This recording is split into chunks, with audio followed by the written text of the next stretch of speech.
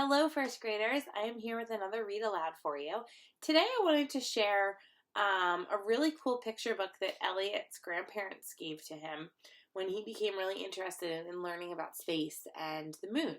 So we had learned a little bit about the moon and the sky and the sun and the stars in class, and I'd like to share this book with you because I thought it was a really great one about this topic. So this is called Moon's First Friends. One Giant Leap for Friendship.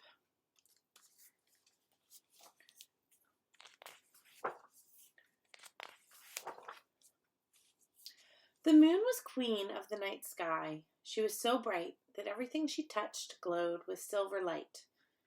But after many, many years had passed, she was lonely. If only someone would visit me, she said.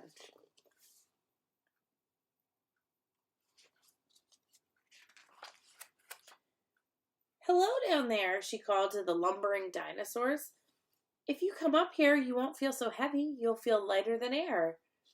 But the dinosaurs stayed where they were.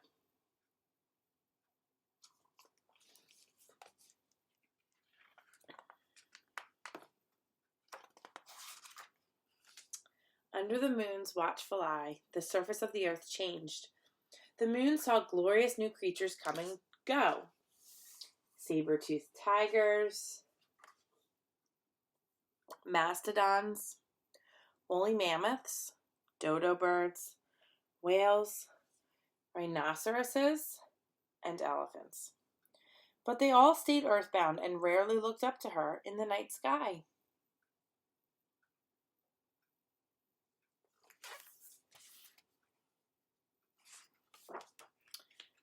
But then she saw something new.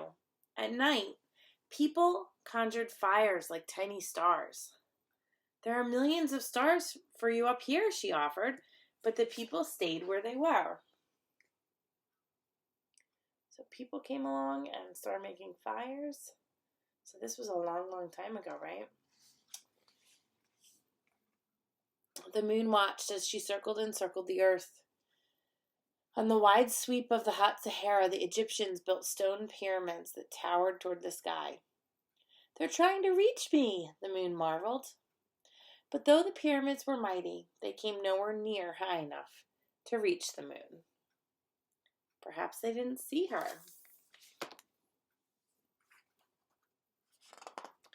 She spun and twirled from new moon to majestic silver pearl and back again, showing off for the people below. But no one came. This is a pretty cool picture. It shows all the different phases of the moon.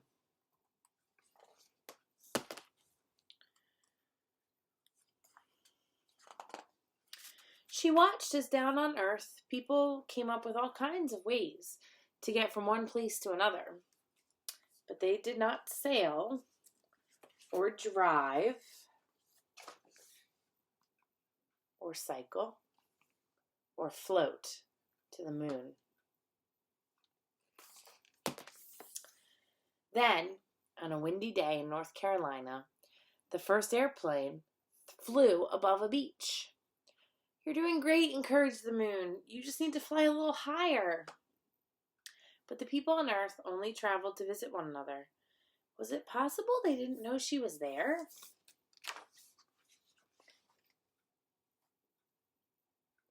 So this was when the Wright brothers flew the first plane. All these things actually happened, and the moon is watching, wondering, why aren't they trying to get to me? At high noon, the moon slipped purposefully between the earth and the sun, blocking all the daylight. Then she slid aside again, allowing the sun to shine through. No one could have missed that, she thought. So maybe you know what that's called. That's an eclipse, okay? But still, no one ventured away from the earth. Would she ever have a visitor? So this is showing the moon traveling between the earth and the sun.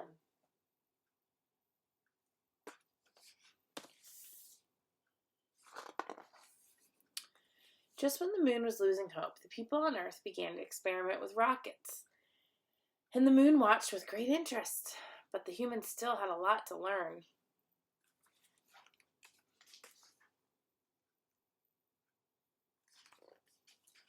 One day, the moon's hopes soared. A chimpanzee in a mercury capsule rocketed toward her. A visitor, at last. But alas, he returned to Earth without even reaching her.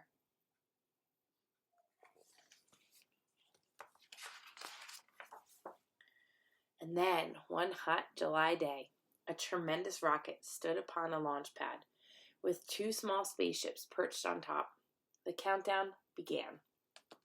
10, 9, 8, 6, 7, 6, 5, 4, 3, 2, 1. Liftoff.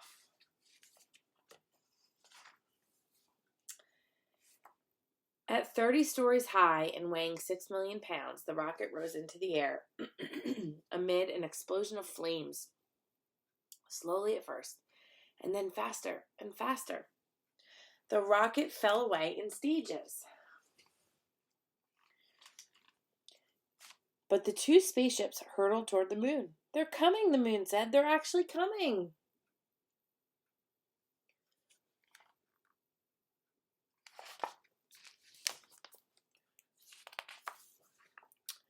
One of the spaceships remained at a distance, circling, but the other came closer, closer, until at last its spindle legs touched down.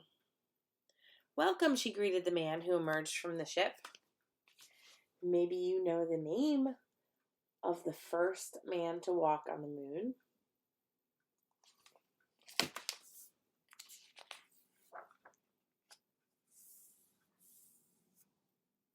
The astronauts walked across her surface with great bounding steps that made her dust bloom. They seemed delighted with how far they could travel with each stride. The moon gave them gifts of moon rocks and dust. Take these back to Earth, she said. Then, even though I can't visit you, a part of me will be there. The men left her a present in return, a handsome plaque that read, "Here men from the planet Earth first set foot upon the moon. July 1969, AD. We came in peace for all mankind." So the two men that walked on the moon, the first one was Neil Armstrong, and the second one was Buzz Aldrin. They also left her a beautiful flag with red and white stripes and a scattering of white stars on a blue background.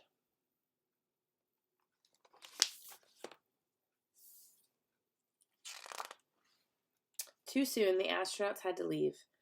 Goodbye, the moon said as their ship floated away into the starry distance. Come back any time. She sighed with happiness. At last, someone had visited.